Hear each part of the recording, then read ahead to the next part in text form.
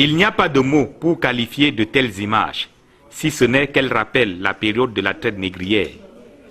Torturé dans un commissariat de la localité d'Ombessa, région du centre, Ibrahim Bello a presque perdu ses 4 membres. Mercredi le 8 février, il est arrivé, il était dans un état presque de décomposition déjà.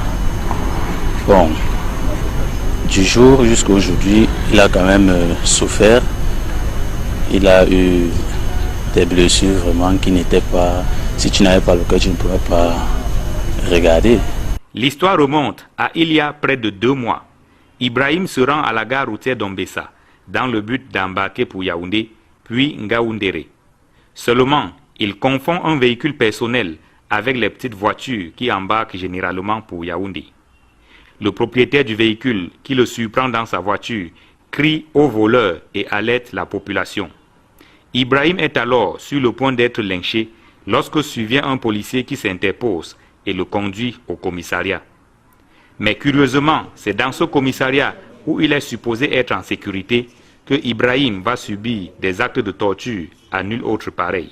Lorsque le jeune homme est arrivé au niveau du commissariat, ils ont pris la machette qu'ils ont utilisée pour torturer. Je ne sais pas s'ils ont découpé le jeune homme, c'est l'information que je ne peux pas certifier ici. Mais ce qui est sûr et ce qui est vrai, c'est qu'ils ont ligoté le jeune homme avec du caoutchouc, les frondes, ce qu'on appelle les frondes. On l'a également menotté au niveau de la fenêtre. Vous allez voir les traces sur les mains qui indiquent. Et puis on l'a électrisé. Après ce traitement, il a passé 2 jours dans cet état, c'est-à-dire avec les pieds ligotés, c'est-à-dire le sang ne circulait plus. Vous imaginez un peu ce que ça peut produire. Mis au courant de la situation, le Mouvement pour la Renaissance du Cameroun, MRC, déploie une équipe à Ombessa à l'effet de transporter Ibrahim à Yaoundé. Dès que nos camarades ont eu connaissance de la situation, avant même de m'en informer, ils ont pris sur eux d'engager les démarches nécessaires pour aller récupérer cet enfant à Ombessa. Mais je crois qu'ils l'ont fait parce que nous insistons au MRC sur ce que nous appelons la solidarité. Pour nous, ce n'est pas un vain mot. De la même façon que par le passé, nous avons organisé des campagnes de dons de sang ici à l'hôpital central. Ce ne sont pas des coups politiques, c'est parce que nous pensons vraiment que nous avons un devoir de solidarité en tant que membres d'une même collectivité nationale qui s'appelle le Cameroun. Aux urgences chirurgicales de l'hôpital central de Yaoundé, le diagnostic est sans complaisance. Les jambes et les bras d'Ibrahim doivent être amputés. Jusqu'ici, il ne parle pas. Tout ce qui fait, il pleure la douleur parce que d'après le rapport que nous a fourni l'hôpital, il faut amputer les 2 jambes et la main gauche.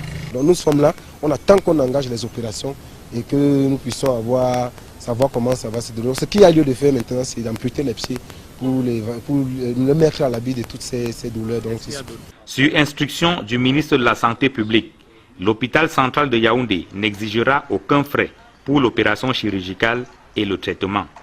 Mais le MRC entend mener des actions pour que les auteurs d'une telle barbarie soient punis.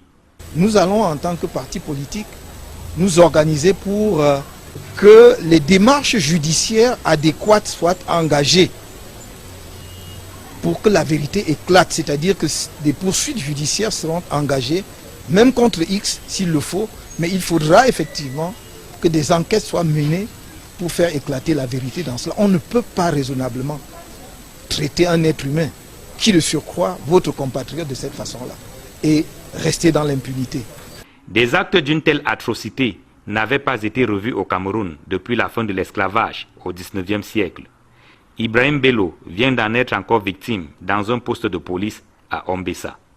En plus d'avoir perdu l'usage de la parole, il est aujourd'hui sans bras et sans jambes.